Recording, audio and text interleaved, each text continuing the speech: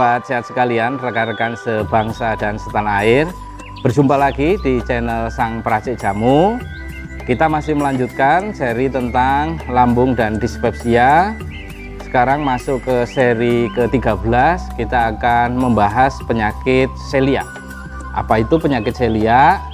Jadi penyakit celiak adalah gangguan autoimun akibat gluten yang menyebabkan rusaknya atau tumpulnya fili usus, yang mengakibatkan perubahan dalam usus halus dalam menyerap nutrisi yang masuk ke tubuh.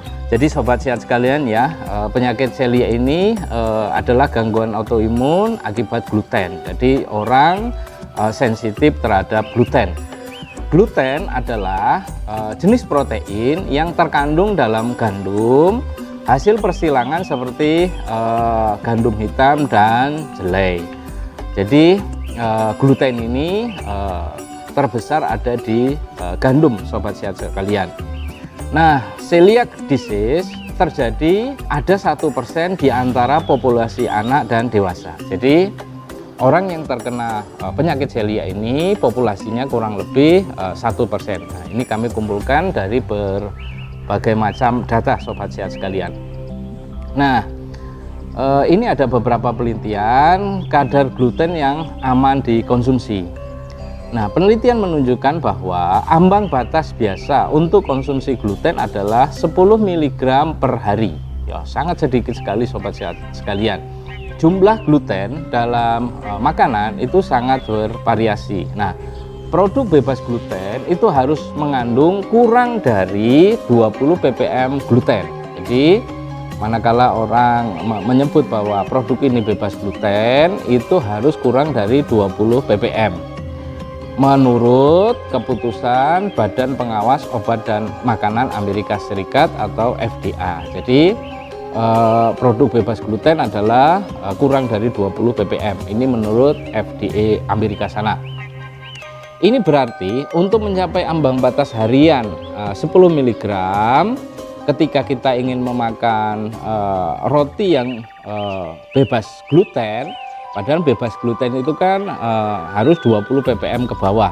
Nah, manakala kita mengkonsumsi 17 potong roti yang 20 ppm, 20 potong gitu, itu sudah mencapai 10 mg per hari. Nah, inilah ambang batas kita untuk maksimal konsumsi gluten. Jadi untuk 10 mg gluten ini kalau kita realisasikan di kehidupan sehari-hari, itu tepung seukuran ujung pena saja itu sudah 10 mg. Jadi orang-orang yang kena penyakit celiac ini itu sangat sensitif sekali terhadap gluten. Jadi penyakit celiac ini itu terjadi ketika sistem kekebalan tubuh bereaksi tidak normal terhadap gliadin. Apa itu gliadin? Gliadin itu yaitu komponen protein yang terkandung di dalam gluten. Nah, sistem tubuh penderita menganggap bahwa gliadin ini sebagai ancaman dan memproduksi antibodi untuk melawannya. Nah, antibodi itulah yang menyebabkan peradangan pada usus dan mengganggu proses pencernaan. Sehingga respon imun itu, sobat sehat sekalian, terhadap penyakit celiac ini akibat gliadin tadi yang ada di dalam gluten itu mengakibatkan peradangan pada usus dan sistem pencernaan kita. Nah, sekarang gejala-gejalanya. Gejala penyakit celiac ini pada anak-anak. Jadi memang penyakit celiac ini 1% tadi dari populasi itu juga terjadi pada anak-anak sobat sehat sekalian. Yang pertama diare kronis ya. Terus kemudian sembelit, kemudian perut kembung, kemudian mual dan muntah, kemudian sakit perut. Berikutnya tinja berbau, tidak sedap, dan seperti berminyak dan terlihat pucat. Kemudian penurunan berat badan atau berat badan sulit naik. Jadi orang yang kena penyakit celiac ini sobat sehat sekalian, kalau dalam bahasa sehari-hari kurus gitu ya. Mungkin lebih dari kurus, kalau di Jogja ini disebut cungkring begitu ya. Jadi saking kurusnya. Dan memang respon tubuh terhadap gluten itu dianggap musuh. Kemudian mudah memar. Kenapa mudah memar? Karena kekurangan vitamin K, sehingga kena sedikit warnanya kehitam-hitaman di kulit kita itu akibat kekurangan vitamin K. Kemudian perut buncit. Nah, perut buncit ini awal dari tanda gejala kita kekurangan gizi. Nah, kita kekurangan gizi terutama protein, sehingga tubuh merespon itu lama-kelamaan menjadi penyakit busung lapar. Berikutnya adalah kejang. Nah, sobat sehat sekalian, rekan-rekan sebangsa dan setanah air, tadi untuk anak-anak, sekarang untuk orang dewasa. Nah, kalau untuk orang dewasa, gejala pertama itu nyeri sendi. Jadi sendi terasa nyeri, sobat sehat sekalian. Kemudian berikutnya adalah sariawan. Nah, sariawan ini juga bagian dari gejala orang yang terkena seliak. Kemudian anemia, jadi atau defisiensi besi. Berikutnya adalah sakit kepala. Nah, ini sakit kepala ini juga dialami bagi penderita penyakit seliak. Berikutnya pengeroposan tulang atau osteoporosis. Nah, ini sobat sehat sekalian. Jadi akibat penyakit seliak ini kita boleh dikatakan malnutrisi, salah satunya kalsium ini, sehingga bisa berdampak pada pengeroposan tulang kita. Kemudian jelas tubuh mudah lelah. Ya bagaimana tubuh tidak mudah lelah karena kita kekurangan gizi ya. Berikutnya adalah kerusakan pada enamel gigi kita ya tulang ya, sekarang gigi kita. Kemudian menstruasi yang tidak teratur karena ada gangguan hormon yang begitu hebat. Kemudian kesemutan dan mati rasa di jari tangan dan jari kaki, atau bahasa kedokterannya neuropati perifer. Jadi di jaringan perifer kita mengalami kesemutan dan mati rasa. Kemudian berikutnya keguguran atau sulit mendapatkan keturunan. Nah, ini sobat sehat sekalian, rekan-rekan sebangsa dan setanah air, itulah gejala yang berkaitan dengan penyakit seliak untuk orang dewasa. Tadi sudah kami sampaikan gejalanya baik untuk anak-anak maupun untuk yang dewasa. Penyakit seliak ini juga dapat menyebabkan dermatitis herpetiformis yang ditandai dengan keluhan ruam kulit. Jadi kulit kita itu ada ruam-ruamnya yang disertai lepuh dan gatal. Nah, ruam umumnya itu muncul di area siku kita, terus kemudian lutut, bokong kita, terus kemudian kulit kepala. Tetapi juga dapat menyerang bagian tubuh lain. Nah, diperkirakan ada 15-25% penderita penyakit seliak ini mengalami dermatitis herpetiformis. Nah, ini sobat sehat sekalian. Terus kemudian penyakit seliak ini juga bisa mengakibatkan apa? Hipotensi atau tekanan darah rendah, jelas ya, kekurangan vitamin B12. Kemudian juga bisa mengakibatkan edema. Jadi edema ini akibat rendahnya tingkat protein albumin di dalam darah. Kemudian juga bisa menyebabkan perubahan tulang dan kulit dan membran mukosa karena kekurangan vitamin. Ya, jadi banyak sekali kita nanti akan mengalami malnutrisi ya istilahnya ya, yang menyebabkan perubahan tulang dan kulit kita. Kemudian berikutnya hilangnya sensasi kaki termasuk getaran. Jadi kita nggak terasa getaran, itu posisi dan sentuhan ringan. Jadi kepekaan kulit kita mengalami masalah. Ya, ini disebabkan karena vitamin. Sobat sehat sekalian, rekan-rekan sebangsa dan setanah air, ketika saya menyampaikan gejala-gejala ini, terus kemudian akibat yang didampak oleh penyakit seliak ini, sobat sehat sekalian jangan langsung memutuskan, oh saya kena seliak, jangan. Tetap untuk memutuskan itu, sobat sehat sekalian dibawa ke rumah sakit atau ke dokter, karena nanti ketika sobat sekalian itu dibawa ke rumah sakit untuk memastikan apakah sobat sehat sekalian terkena seliak atau enggak. Nah, ketika sudah dipastikan terkena seliak, nah sobat sehat sekalian, kalau pengobatan ingin lewat jamu, nanti akan kami berikan jamunya. Nah, manakala sobat sehat sekalian ke rumah sakit, apa saja sih yang diperiksa? Yang jelas, yang diperiksa yang pertama adalah darah. Jadi dilakukan tes darah untuk mendeteksi antibodi yang terkait dengan penyakit celiak. Kemudian tes genetik. Nah, ini untuk menyingkirkan kemungkinan gejala yang dialami oleh seseorang yang disebabkan oleh penyakit lain dengan mendeteksi kelainan genetik pada gen. Kemudian apalagi endoskopi. Nah, ini untuk melihat kondisi usus kecil kita dengan menggunakan selang kecil berkamera atau endoskop atau kapsul endoskopi. Jadi sangat kecil sekali dimasukkan dalam lambung kemudian ke dalam usus kita. Kemudian biopsi. Nah, ini biopsi ini pengambilan sampel jaringan di kulit ya bagi seseorang yang terkena dermatitis herpetiformis tadi, atau juga sampel jaringan di usus kecil untuk diteliti di laboratorium apakah betul kita terkena penyakit celiak. Nah, sekarang komplikasinya ya. Komplikasi manakala kita kena penyakit celiak itu kita diamkan atau kita biarkan, atau kita tidak tahu bahwa selama ini kita kena celiak sehingga dalam kurun waktu tertentu terjadilah komplikasi penyakit celiak. Nah, penyakit celiak ini akan menimbulkan komplikasi. Yang pertama itu malabsorpsi dan malnutrisi. Ya, akibat tubuh tidak bisa menyerap nutrisi dengan sempurna, nanti seperti anemia kita akan mengalami penyakit itu. Kemudian hilangnya kesuburan atau infertilitas. Kemudian bersamaan dengan itu ya keguguran juga. Nah, ini disebabkan oleh kurangnya kalsium atau vitamin D di tubuh kita.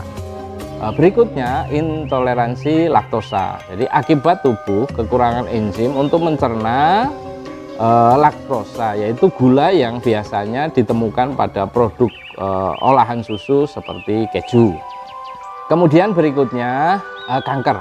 Jadi penyakit celiak ini dapat menimbulkan komplikasi kanker, terutama kanker usus besar, kemudian limfoma usus dan limfoma Hodgkin.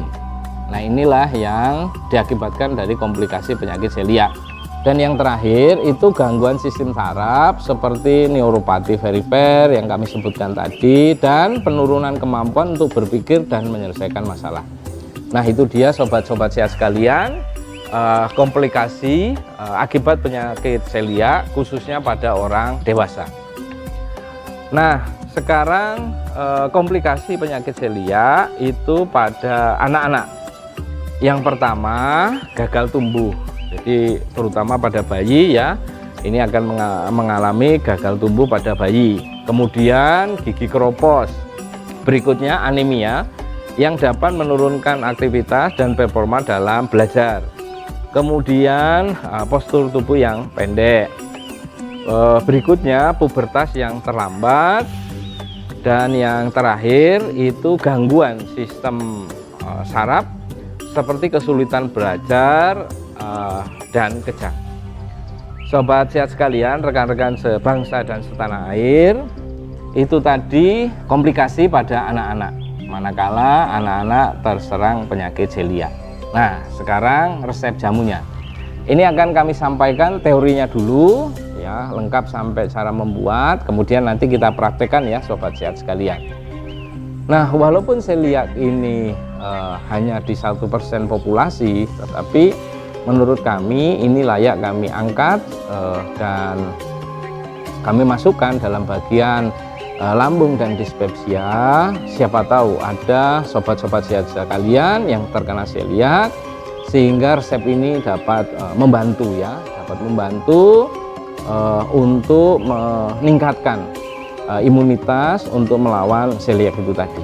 Nah, resep jamu ini itu bertujuan yang pertama untuk menghilangkan tubuh sensitif terhadap gluten tadi. Berikutnya ini juga bisa untuk membangun ekosistem lambung dan usus kita agar bisa kembali normal dan tidak terlalu sensitif terhadap gluten. Nah, itu sobat sehat sekalian. Nah, sekarang bahan-bahannya ya. Bahan-bahannya ini ada 6 ya. Yang pertama daun pepaya. Daun pepaya ini nama latinnya Carica papaya, nama simplicia atau nama bahannya adalah Caricae papayae folium sebanyak 50 gram. Nah, 50 gram ini untuk pepaya yang basah. Kalau pepaya yang kering itu 25 gram. Kemudian berikutnya temu ireng, Curcuma aeruginosa, nama latin bahannya, nama simplicianya atau nama bahannya adalah Curcumae aeruginosae rhizoma sebanyak 60 gram.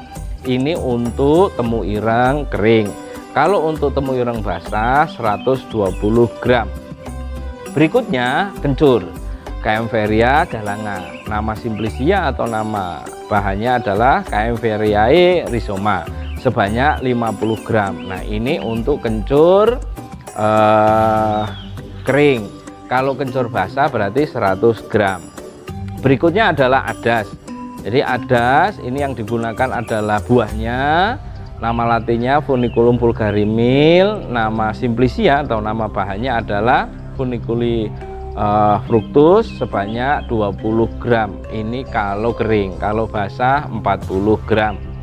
Berikutnya lempuyang. Lempuyang ini yang digunakan adalah rimpangnya dengan nama latin Zingiber aromaticum Val, nama simplicia atau nama bahannya adalah Zingiber aromaticae rhizome. Yang digunakan adalah rimpangnya sebanyak 60 gram. Ini untuk lempuyang kering, kalau basah 120 gram.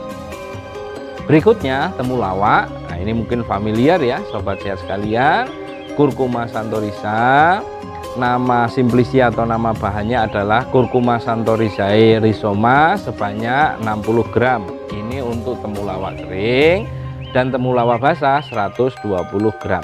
Itu adalah bahan-bahan sobat sehat sekalian yang digunakan untuk penyakit celiak.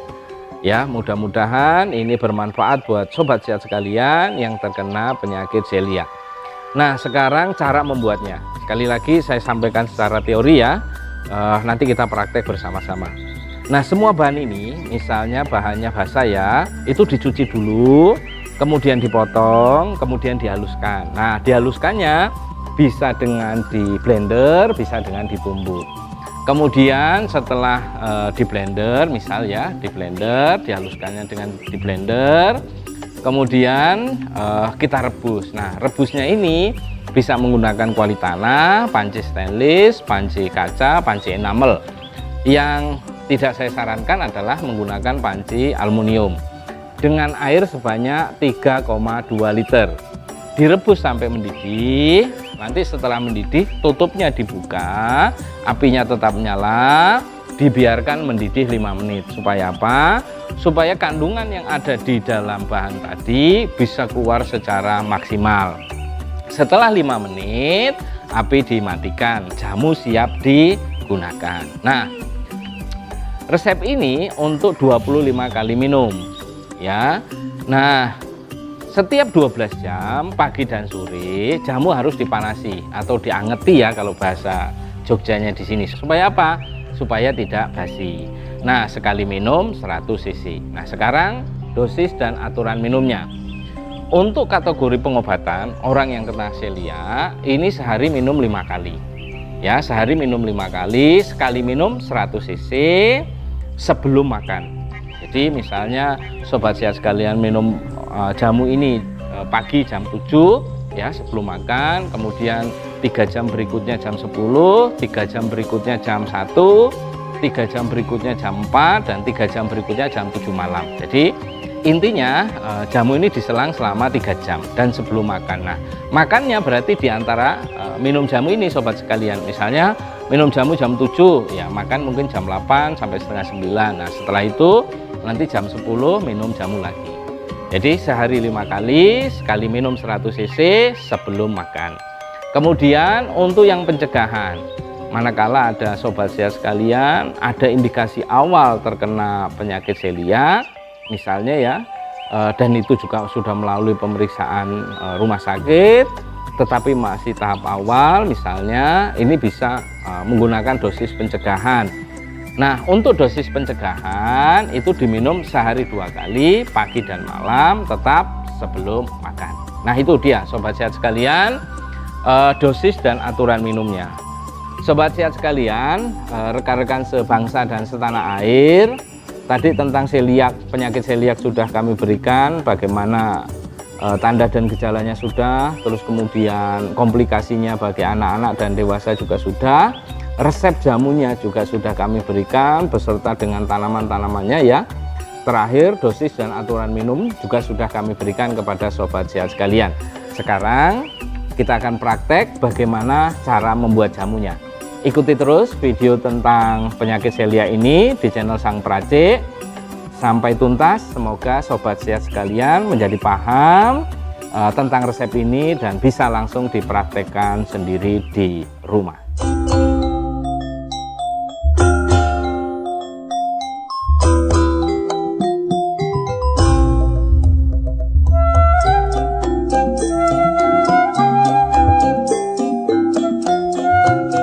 Sobat sehat sekalian, rekan-rekan sebangsa dan setanah air, sekarang kita akan praktekkan ya bagaimana cara membuat resep jamu untuk penyakit seliak. Nah, ini sobat sehat sekalian, bahan-bahannya sudah kami siapkan. Jadi kalau yang pakai kering ini kami beri contoh juga, kalau yang pakai basah juga kami berikan contoh. Nah, kalau untuk yang kering biasanya ketika proses pengeringan kan sudah dirajang atau dikecilkan, nah sehingga tidak perlu di blender. Nah ini bisa langsung kita masukkan dalam kuali. Nah manakala yang basah yang kita gunakan ini nanti ukurannya kita kecilkan kemudian kita blender. Nah sekarang yang yang kering kita masukkan dulu ya sobat sehat sekalian. Jadi ini sudah kami siapkan semua agar kita mudah untuk mempraktekkan. Nah ini yang kering, ini ada kebetulan ada dua bahannya. Yang pertama ini ada daun pepaya atau daun kates ya kalau di sini ya. Kita masukkan dulu yang untuk daun pepayanya. Oke, tadi berapa daun pepaya? 50 gram. Itu kalau basah, kalau kering 25 gram. Oke. Terus kemudian yang berikutnya yang kering ini adalah buah adas. Nah, buah adas kita masukkan. Oke, nah yang basah ini kita kecilkan ukurannya, kemudian kita blender ya sobat sehat sekalian. Nah ini tadi sebagian sudah kami kecilkan biar cepat mengecilkannya. Nah ini masih ada sisa-sisa yang kering, nanti terakhir kita masukkan lagi ya sobat sehat sekalian. Kita kecilkan dulu yang ini pertama lempuyang. Ya, lempuyang ini kalau kering 60 gram, kalau basah berapa? 120 gram. Kita kecilkan dulu sebelum kita blender. Tidak usah terlalu kecil sobat sehat sekalian, karena blendernya biasanya sudah mampu untuk mengecilkan. Nah terus pertanyaannya, Pak ini tuh dikupas enggak? Kalau saya tidak dikupas, hanya dicuci bersih. Karena apa? Karena kandungan yang ada pada kulit lempuyang ini juga bermanfaat untuk ekosistem lambung kita. Oke, kita kecilkan dulu. Nah, kemudian kita masukkan di dalam blender. Ya, kita masukkan dulu ke dalam blender. Ya, kemudian berikutnya temulawak. Nah, temulawak ini juga kalau kering berapa tadi? 60 gram. Kalau basah 120 gram. Sama, temulawak ini tidak kupas, hanya dicuci bersih ya. Ingat ya sobat sehat sekalian, dicuci bersih. Kita kecilkan dulu ukurannya. Oke, ini tadi juga sebagian sudah kami kecilkan supaya cepat ini sobat sehat sekalian. Dah ini sudah kita kecilkan, kemudian kita masukkan lagi ke dalam blender. Terus kemudian kencur. Nah kencur ini kalau kering berapa tadi? 50 gram. Kalau basah 100 gram. Nah kita kecilkan dulu ukuran kencur. Biasanya kencur-kencur yang ada itu sudah kecil, tapi agar lebih mudah kita kecilkan sedikit lagi ya, supaya proses memblendernya bisa cepat. Nah kita masukkan ke dalam blender. Kemudian berikutnya apa? Temu ireng ya. Temu ireng ini kalau tadi kering itu 60 gram, kalau basah berapa sobat sehat sekalian? 120 gram. Ini adalah temu irang, kita kecilkan dulu ukurannya ya. Oke, juga sama sobat sehat sekalian, tidak perlu dikupas tetapi dicuci bersih. Karena apa? Karena kulit dari temu irang ini bermanfaat untuk ekosistem lambung. Ya, kemudian kita masukkan ke dalam blender. Oke. Nah, ini tadi ada sisa yang kering, kita masukkan dulu ya ke dalam kualinya. Nah, kalau sobat sehat sekalian nggak punya kuali di rumah, boleh pakai panci stainless steel, panci kaca, panci enamel ya. Asal jangan menggunakan panci aluminium. Kenapa? Karena nanti mudah berkontaminasi, mengkorosi aluminium sehingga terlarut dalam cairan jamunya, ikut terminum. Nah, lama-lama nanti Al itu, aluminium itu menumpuk dalam tubuh kita. Nah, saya tidak sarankan menggunakan panci aluminium. Sobat sehat sekalian, rekan-rekan sebangsa dan setanah air, ini bahan yang akan kita blender sudah, ini kan membutuhkan air. Padahal air yang akan kita gunakan adalah 3,2 liter. Nah, kita ambil setengah liter untuk memudahkan blender ya. Saya siapkan dulu airnya. Nah, ini saya siapkan airnya. Pak, apakah harus setengah liter? Enggak, supaya kita memudah menghitungnya ya. Mudah menghitungnya agar matematikanya kita tidak salah. Nah, ini satu takaran ini setengah liter atau 500 ml. Kita masukkan. Dah, terus kemudian kita tutup. Kita blender.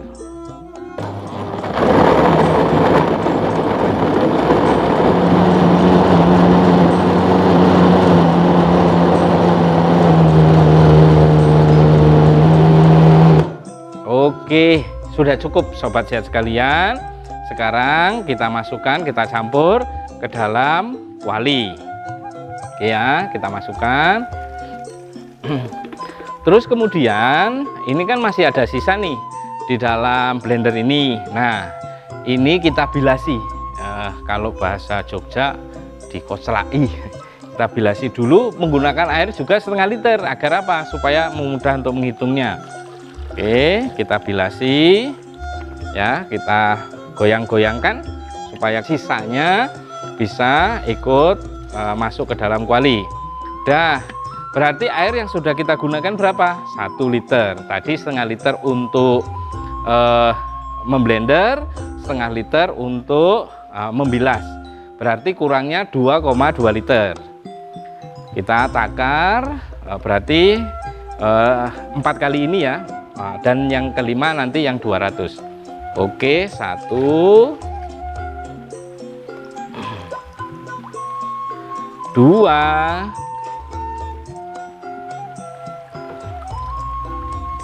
3 4 dan 200 cc. Berarti kan ini tadi 4 kali setengah liter berarti sudah 2 liter. Yang digunakan untuk blender dan membilas itu 1 liter, sudah 3 liter ditambah 200 cc. Dah, berarti genap sudah airnya 3,2 liter. Kita aduk sebentar supaya tercampur antara yang tadi bahan kering dan bahan basah. Kemudian kita tutup. Oke, kita tutup. Dan api dinyalakan. Nah, sobat sehat sekalian, rekan-rekan sebangsa dan setanah air, kalau merebus dengan kuali tanah dengan air sebanyak 3,2 liter itu membutuhkan waktu kurang lebih 20-25 menit. Tapi kalau sobat sehat sekalian menggunakan panci stainless atau panci kaca atau panci enamel, itu jauh lebih cepat karena perambatan panasnya jauh lebih cepat dengan api biasa. Tidak terlalu besar dan tidak terlalu kecil. Ikuti terus channel Sang Peracik, kita tunggu ya 20-25 menit mendidihnya seperti apa supaya sobat sehat sekalian bisa menjadi paham.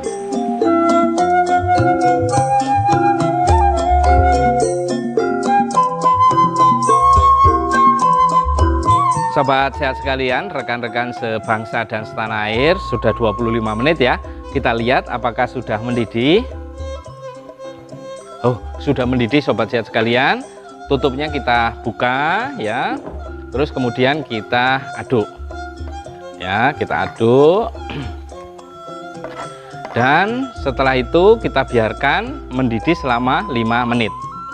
Nah, sobat sehat sekalian, yang berkaitan dengan penyakit celiak sudah kami berikan ya, tadi apa itu celiak, terus kemudian gejalanya, terus komplikasinya juga seperti apa, kemudian resep jamunya beserta tanamannya juga sudah kami berikan kepada sobat sekalian. Kemudian cara merebusnya ya, sudah kami berikan. Nah, untuk episode berikutnya ini masih seri lambung dan dispepsia. Untuk yang seri ke-14 kita akan membahas makanan-makanan yang dianjurkan bagi orang yang terkena lambung dispepsia. Supaya apa? Supaya dalam pengobatannya ini bisa maksimal ya. Ikuti terus untuk seri yang ke-14, makanan apa saja sih yang dianjurkan untuk penyakit lambung dan dispepsia. Baik sobat sekalian, ini sudah 5 menit, api kita matikan ya. Nah, kita aduk sebentar, terus kemudian kita ambil 100 cc itu seperti apa. Saya sudah siapkan gelas beserta saringannya ya sobat sehat sekalian. Jadi nanti kalau di rumah ya sobat sehat harus menyiapkan saringannya juga. Nah, oke, cukup. Nah, ini ampasnya kita masukkan lagi. Ingat, setiap 12 jam jamu ini dipanasi. Jadi kalau ini misalnya pagi hari, nanti malam setelah 12 jam jamu dipanasi. Supaya tidak apa sobat sehat sekalian, supaya tidak basi ya. Nah, karena jamu ini untuk 25 kali minum, kalau sehari 5 kali berarti kan untuk 5 hari baru habis. Nah, selama 5 hari itu berarti dipanasi kurang lebih 9 kali. Jadi mulai dari perebusan pertama, kemudian malam dipanasi, besok pagi dipanasi, besok malam dipanasi, dan seterusnya. Nah, ini dia sobat sehat sekalian, 100 cc seperti ini. Jadi hanya separuh gelas ya. Kalau di sini disebut gelas blimbing. Ini takaran utuh penuhnya adalah 200 cc. Nah, ini separuhnya. Nah, mungkin ada sobat sehat sekalian, Pak itu kan pahit, boleh nggak Pak ditambah dengan madu atau apa begitu? Nah, saran saya sobat sehat sekalian, kalau pengen segera sembuh, saran saya tidak usah ditambah apa-apa. Terus kemudian menghilangkan rasa pahitnya seperti apa? Ya mungkin diisi makanan-makanan, terutama kalau ini untuk penyakit celiak yang bebas dari gluten, sehingga pengobatan penyakit celiak ini bisa maksimal. Kepepetnya, kalau bahasa Jogja kepeksonya gitu, bolehlah ditambah dengan madu 1 sendok, atau setelah minum jamu sobat sehat sekalian siapkan gula merah sedikit saja yang bisa membantu menghilangkan pahit. Tetapi saran saya polosan saja. Habis minum ini sobat sehat sekalian bisa minum air putih. Nah, itulah sobat sehat sekalian berkaitan dengan penyakit celiak beserta resepnya, dosis dan aturan minumnya. Sebagai penutup, kami akan memberikan pantun untuk sobat sehat sekalian. Mumpung awake dhewe tasih teng alam lasut, dadiya tiyang sing kathah manfaate. Sinten sing gerah celiak akut, monggo kanca ndamel racikan jamu puyang lan kanca-kancane.